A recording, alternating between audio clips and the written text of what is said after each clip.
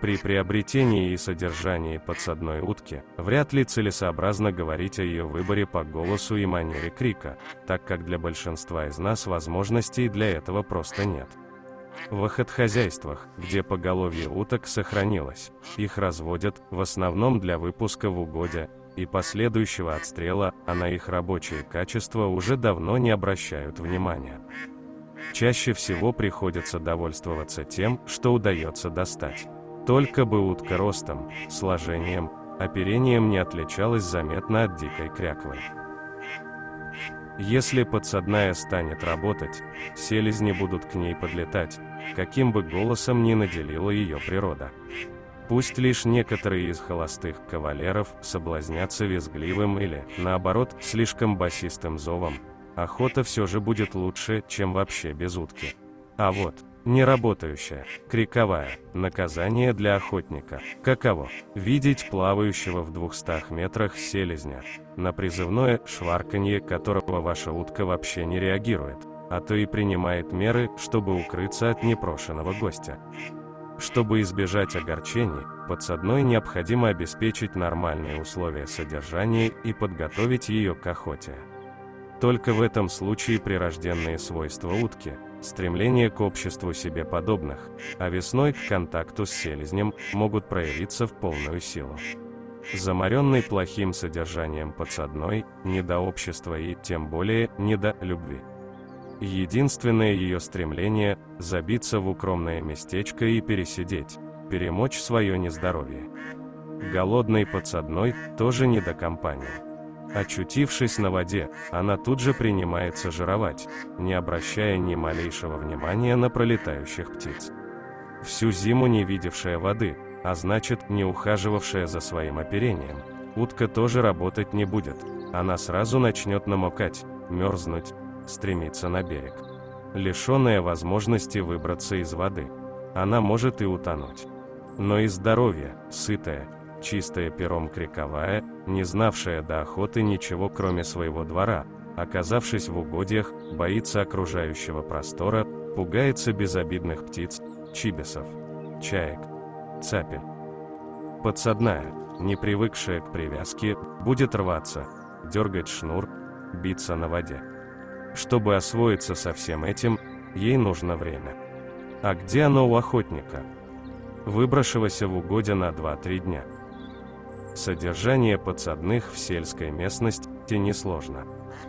Птицы эти неприхотливы, не боятся холода, охотно поедают самые разнообразные корма, редко болеют. С весны до глубокой осени, если они могут гулять во дворе, саду или достаточно просторном вольере, и систематически купаться, уход за ними ограничивается двухразовым кормлением и частой сменой воды в устроенной для них ванне. Кормить можно зерном, комбикормом, хлебом, а все остальное – зелень, животные корма – они отыщут себе сами. Там, где уток приходится содержать в небольшом загоне, обеспечение их всем необходимым осложняется. Птицам приходится давать корма и витамины. Клевер, листья одуванчика, резаные овощи и животные. Мясные и рыбные отходы, дождевые черви. Необходимо это и в период зимнего содержания, но в холода подсадных следует кормить трижды в день и не давать им того корма, который сильно мажет оперение. Вареный толченый картофель, мешанки из комбикормов. Прилипший к перьям корм быстро засыхает или замерзает и, пробуя очиститься, утки общипывают, а то и выдергивают отдельные перья, снижая тем свою ненамокаемость. По той же причине в морозы уток лучше не поить водой, а заменять ее снегом. Зато любая оттепель должна использоваться для купания. Водные процедуры для подсадных имеют исключительно большое значение. Утка не намокает потому, что систематически смазывает перья жиром своей копчиковой железы, но смазывать она станет только совершенно чистое оперение. Долго не купавшаяся подсадная, добравшись до воды, будет плескаться, нырять, шлепать крыльями и вскоре совершенно намокнет.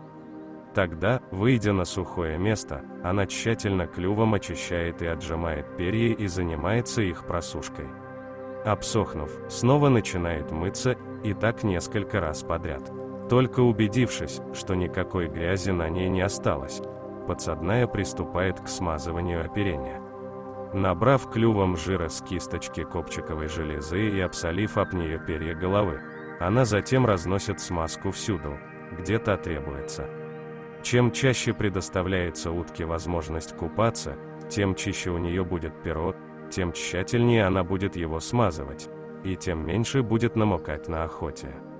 Когда-то лучшими местами для зимней передержки подсадных считались мельничные каузы, те места, куда из-под мельничного колеса под плотину падала струя воды и где сохранялась полынья, не замерзавшая даже в сильные морозы. Возле нее и устраивался утиный загон. Птицы всю зиму купались, выбирали из воды всевозможные помольные отходы, великолепно себя чувствовали и совершенно переставали намокать. На любом течении такие подсадные могли высиживать с вечерней и до утренней зари. Многие не только городские, но и сельские охотники на зиму отдавали своих питомец мельникам, выплачивая за это иногда довольно солидную мзду. Теперь мелкие водяные мельницы исчезли, и на поддержание уток в рабочей форме приходится тратить много усилий. Если крепкие морозы долго не ослабевают, уток хотя бы раз в неделю нужно купать дома, наполнив водой ванну или корыто.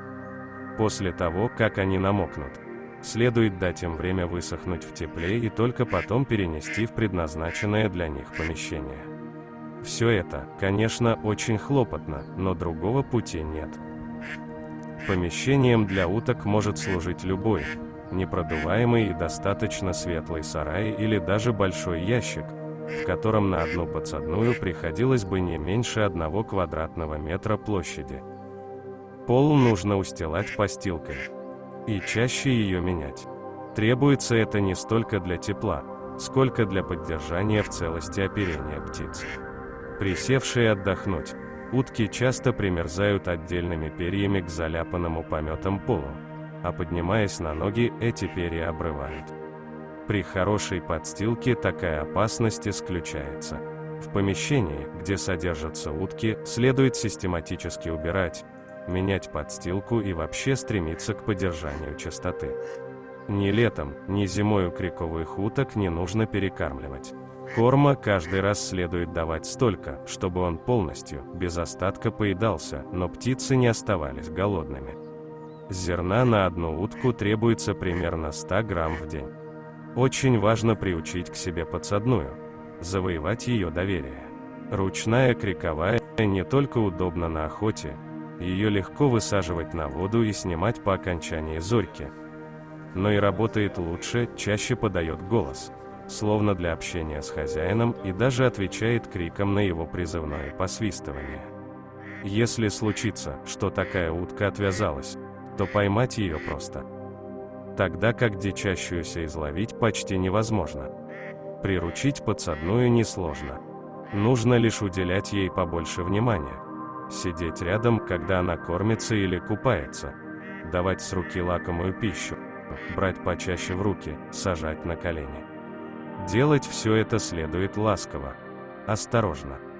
Резким, грубым хватанием, преследованием или ловлей с помощью сачка можно только испортить дело.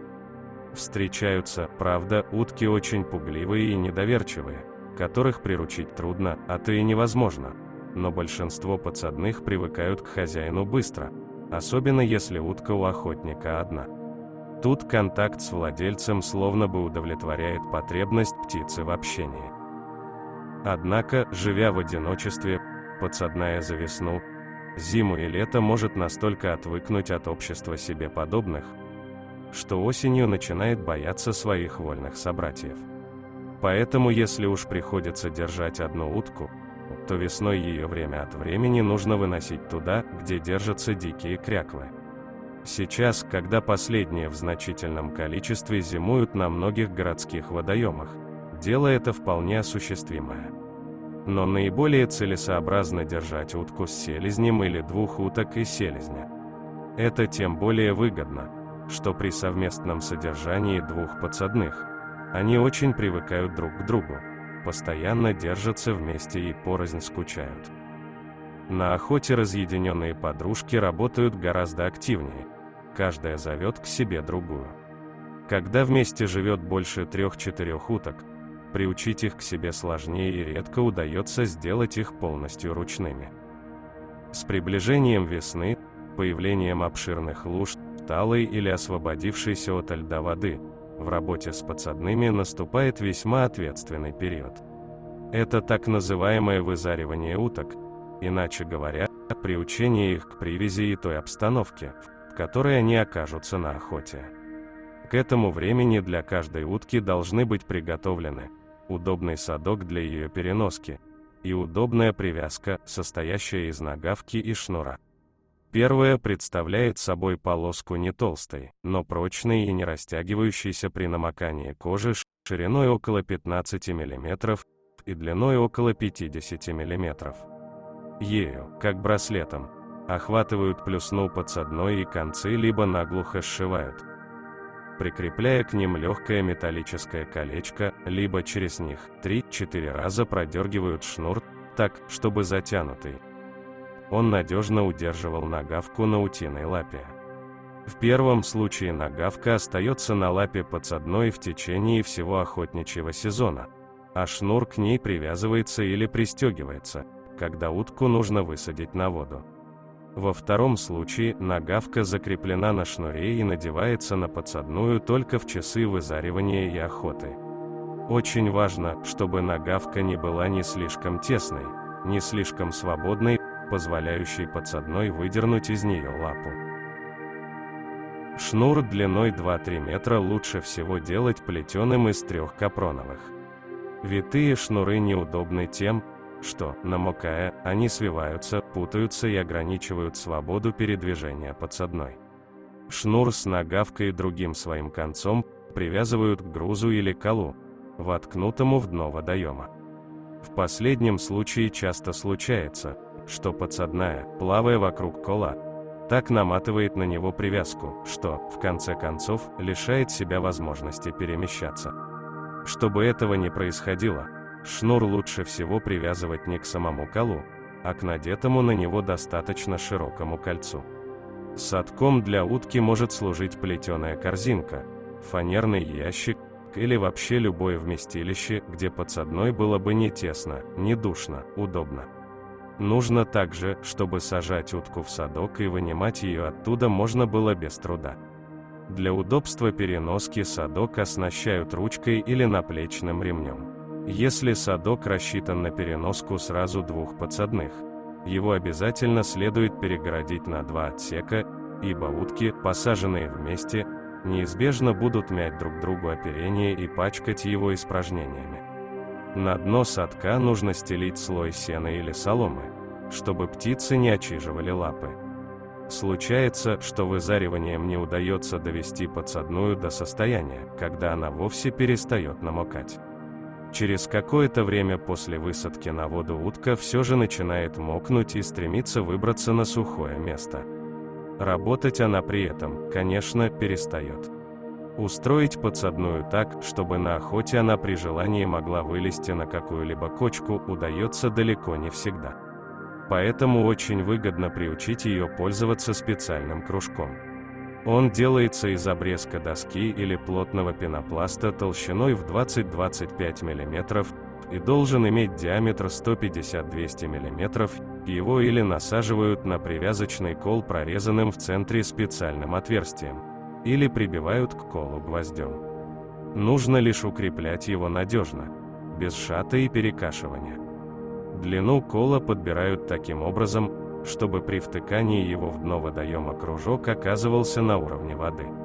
В первое время на кружок нужно класть пучок сена или пригоршни грязи, подсадная охотнее начинает им пользоваться, видимо, принимая его за кочку. Итак, оснастившись всем необходимым, можно приступать к вызариванию. Надев утке привязку и посадив ее в садок, мы перед рассветом или заходом солнца отправляемся к воде, а сами устраиваемся где-либо неподалеку, но лучше так, чтобы утка нас не видела. Пока подсадная еще не привыкла к привязи и кружку, ее не следует высаживать на глубокую, быструю воду и далеко от берега. Это можно делать только после того, как она освоится, перестанет рваться и быстро намокать. В первые же выходы желательно обеспечить утке возможность выходить на берег или на такое мелкое место, где она могла бы стоять на дне. Подержав подсадную на воде 30-40 минут, ее можно снимать и идти домой. В первые зори утка, как правило, редко будет подавать голос. Новое место, непривычная обстановка, возможность пожировать и накупаться в вольных условиях мешают этому. Однако раз от разу острота новых впечатлений ослабевает, страх перед всевозможными неопасными представителями животного мира уходит, и утка начинает покрякивать. Вызаривать подсадную необходимо как можно чаще и, если не мешает погода, никак не реже раза в сутки. При этом следует по возможности менять места тренировок, выбирать те, где держатся дикие кряквы, и приручать подсадную не только к мелкой и тихой, но и к глубокой быстротекущей воде. Вызаривая сразу 2 или 3 уток, размещать их нужно обязательно так, чтобы они друг друга не видели, а только слышали. В противном случае они будут рваться на привязках, стараясь сплыться вместе. Вызариванием необходимо заниматься всю весну вплоть до начала охоты. Соблюдение всех вышеизложенных правил почти полностью гарантирует от неприятнейших ситуаций, создаваемых неработающей подсадной. Бывает, что опытная, втянутая в охоту подсадная вдруг перестает подавать голос либо, оказавшись на воде, вообще не хочет работать. Первое чаще всего бывает, когда утка чего-либо пугается. Ее может встревожить парящий в отдалении или усевшийся где-то неподалеку хищник, вышедший зверь, появившаяся рядом крупная рыба. Второе обычно случается с утками, которые уже начали нестись. Чувствуя в себе почти сформировавшееся яйцо, подсадная работать не будет. Поэтому раннее начало яйцекладки всегда мешает охоте. Чтобы избежать этой напасти перед открытием сезона, необходимо изолировать уток от селезня, затормозив тем самым начало у них кладки. Такое отделение полезно и по другой причине. Поскучав некоторое время без самца, подсадные азартнее зовут к себе диких селезней. Отсаживать селезня от уток нужно примерно за 2-3 недели до открытия сезона, и обязательно так, чтобы утки даже не слышали его голоса. Иначе они поначалу будут буквально исходить криком, а затем примиряться с бесполезностью своих усилий и перестанут реагировать даже на шварканье диких селезней. Для человека, любящего и понимающего животных, возня с подсадной приятное и увлекательное занятие. Пожалуй, только с собакой охотнику удается добиться контакта и взаимопонимания большего, чем с хорошо прирученной подсадной. Абсолютная доверчивость и привязанность к хозяину, явно разумное поведение в самых различных ситуациях и несомненное понимание того, что происходит на охоте, в этих птицах крайне привлекательны. Когда случайно выбравшаяся из садка или освободившаяся от привязи подсадная, вместо того, чтобы отправиться в соблазнительное странствие, бежит к хозяину или плывет в шалаш, где он укрылся. Когда она сама забирается в подплывшую к ней лодку или вылезает на подставленную руку, кто останется равнодушным к такому проявлению дружбы? Какой охотник не восхитится, видя, как его пернатая помощница ждет и не начинает работать, пока он не укроется в шалаше или стремительно, на всю длину шнура отплывает от поцевшего селезня, словно облегчая владельцу возможность выстрела и стремясь оказаться подальше от места, куда должен ударить снаряд дроби. А ведь всего этого можно добиться, если есть желание и терпение. Как уже говорилось, при покупке подсадной, редко кому из нас удается воспользоваться правом выбора. При разведении же собственных уток мы этим правом можем и должны пользоваться в полную силу. Не касаясь здоровья и полной физической полноценности, которые, конечно, обязательны, криковых отбирают по 3 признакам: тембру голоса, манере его отдачи и азартности. У хорошей подсадной голос должен быть не слишком высок, не чрезмерно низок. Сиплое, визгливое или, наоборот, басовитое кряканье селезней привлекает мало. Голоса среднего тембра с легкой хрипловатостью им явно импонируют больше. В манере отдачи голоса различают два крика, квачку или вызов, то есть размеренное, раздельное кряканье, которым утка дает знать своим собратьям о своем присутствии, и осадку. Серию почти сливающихся друг с другом квачков, призыв услышанному или замеченному селезню. Пока его не видно и не слышно, идеальная подсадная кричит только квачку, а осадку дает только поддичь. Чем осадка короче, чем из меньшего количества квачков она состоит, тем сильнее этот призыв действует на селезня. У лучших уток в осадках бывает всего 3-5 квачков. Что касается азартности, то она проявляется в стремлении подсадной обязательно, во что бы то ни стало посадить появившегося селезня. Плохие или средние по этому признаку утки, вскричав под налетевшего кавалера 2-3 осадки и не посадив его, успокаиваются и перестают звать. Хорошая подсадная не уймется, пока не посадит селезня, либо пока он не скроется с глаз долой, не исчезнет со слуха. Проверяя по всем этим признакам молодых подсадных, прослушивая их голоса и дома, и в угодьях на осенней охоте, мы выбираем среди них лучшие экземпляры. Последний совет, который нужно дать любителям подсадных: какими бы ручными и привязчивыми ни были подсадные утки, а подрезать им крылья нужно обязательно, так как способная к полету утка легко может пропасть. При правильной подрезке в одном из крыльев полностью срезают опахало всех маховых перьев первого порядка, стержни же их оставляют в неприкосновенности. Удачи вам, братья-охотники в угодьях! Подпишитесь на канал. Мы обязательно увидимся.